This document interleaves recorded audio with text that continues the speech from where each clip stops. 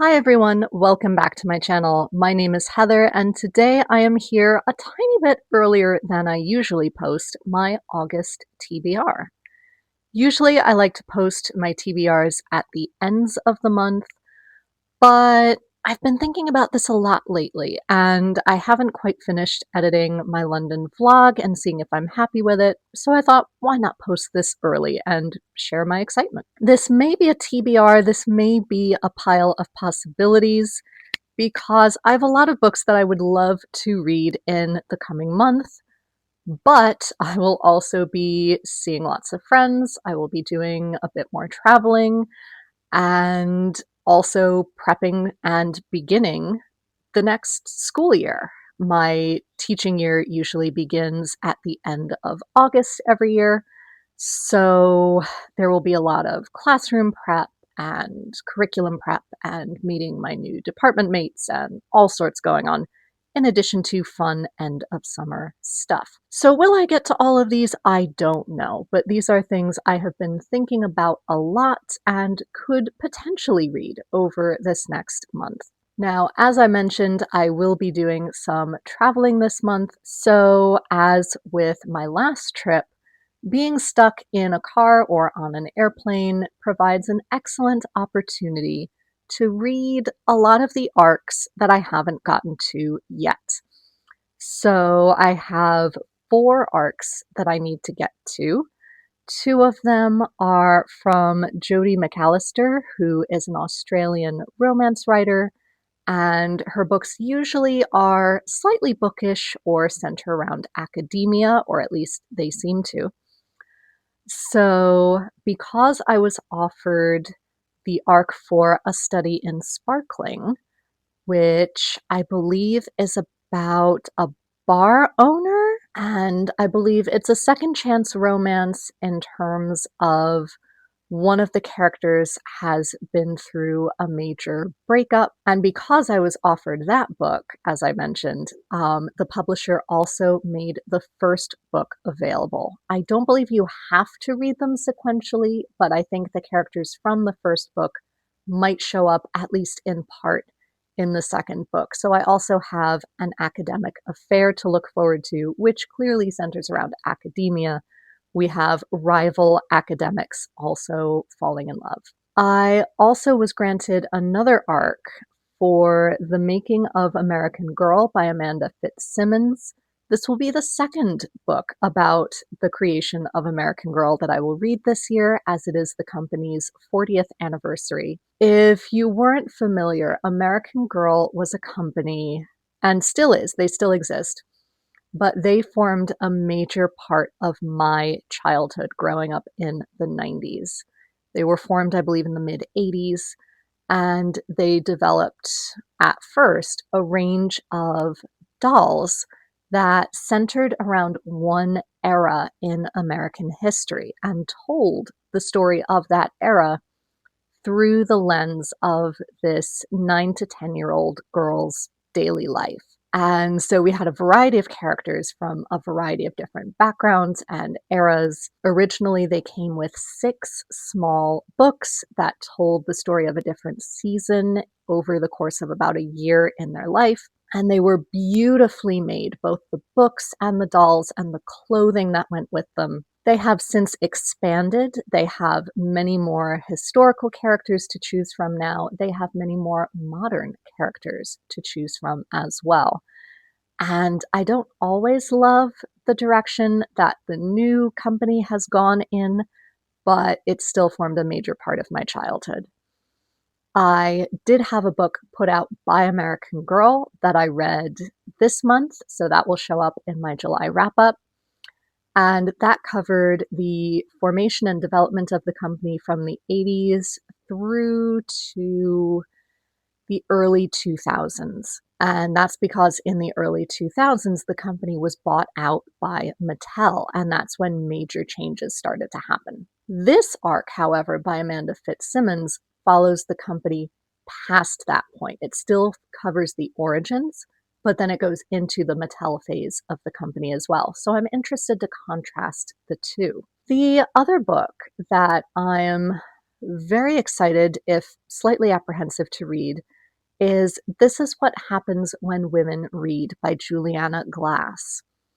And initially, when I read the premise, this was not a book that I picked up if it hadn't continued the way it did.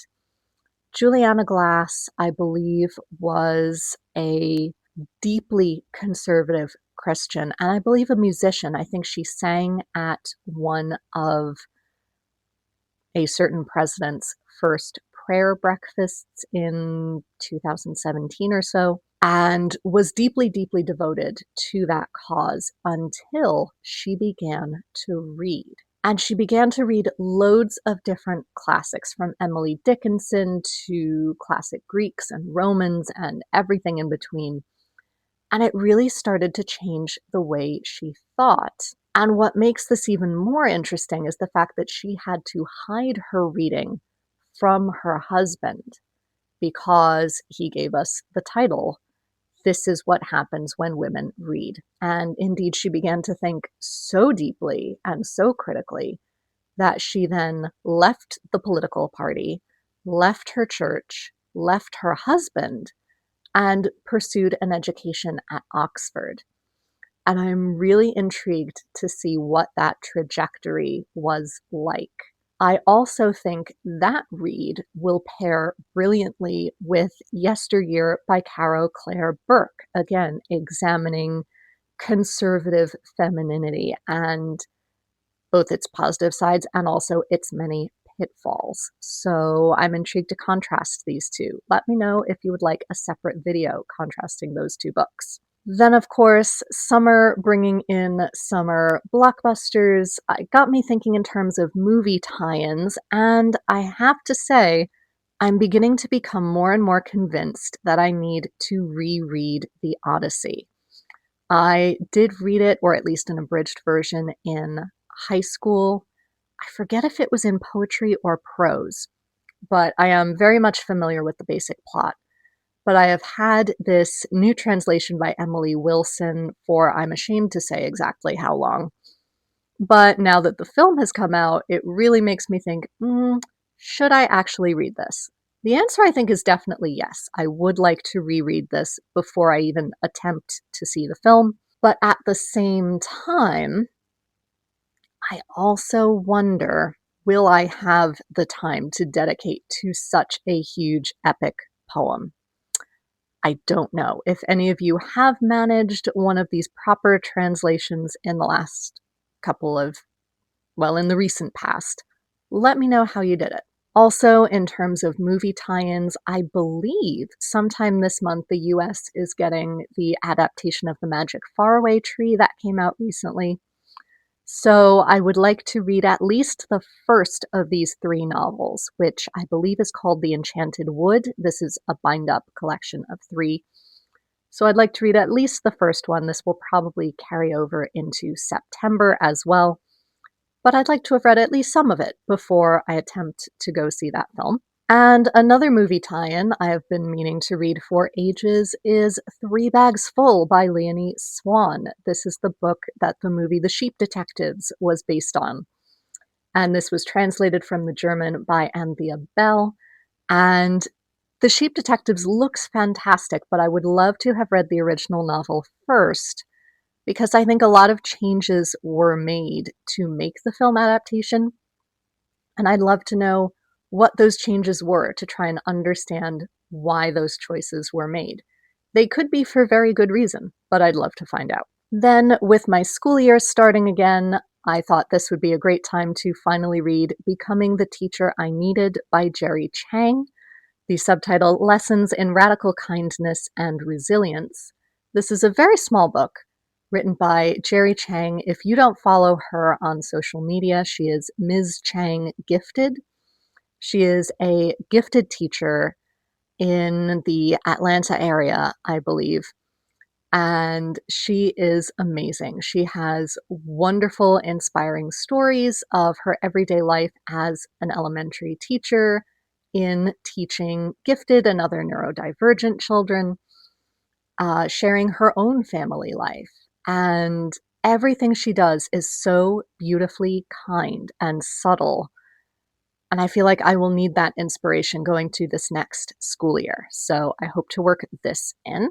Then another 3 hopeful books that I might work in are things like Cold Comfort Farm by Stella Gibbons. I made my classics basket a few months ago and haven't actually touched it. So this is a nice slim volume that I might work into August. I also love, I forget which one of you it was that described it this way, but I think it sounds absolutely perfect. You described it as Emma goes to live on a farm with her down at heels relatives. And that has really sold me on what the possible tone of this novel is. So I'm really excited to find out what that is like now. Also, The Light Years by Elizabeth Jane Howard being the first in the Cazalet Chronicles. I know Lauren of Lauren and the Books loves this whole series, and I've been feeling like I need another series, family saga type story.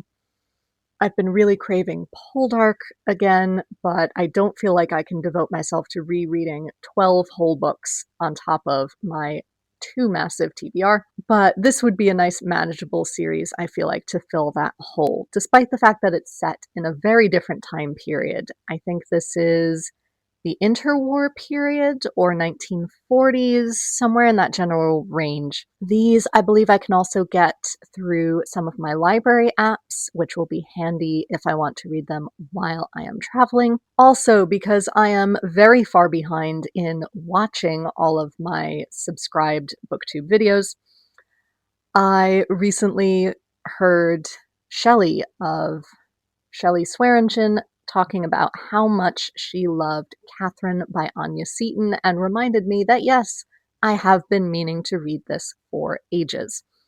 Something I think I would like, it's something my mother might possibly like, but I do want to read it first. And this is the story of Catherine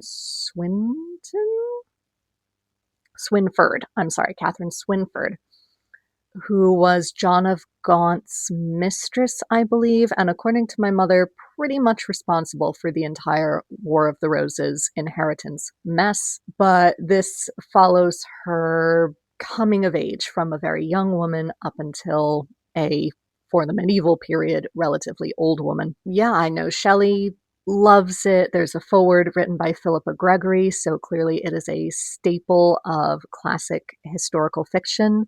Believe that this says it was written in the 1950s, which I didn't realize, so that'll be interesting to see. And then lastly, I will be picking up the Emma M. Lyon series towards the end of the month. I have been saving the audiobook of Volume 8 for when I begin the school year. Even though I've been teaching for ages, those beginning of year nerves and just the general anxiety that comes with teaching hits extra hard when you're returning from summer break. So having that audiobook to listen to, especially on my morning commutes, something cozy and fun to return to will, I think, really help settle me on those early mornings. So those, I believe, are all the books that I am possibly going to read in August. Will I actually read all of these? I don't know. I think only if I am incredibly lucky. But let me know down below if you highly recommend any of these or if you have thoughts on any of my priorities or pairings of any of these books, or if you are particularly curious to hear my thoughts on them if you're considering reading them for yourself. Until next time, be safe, be well, and happy reading. Bye, everyone.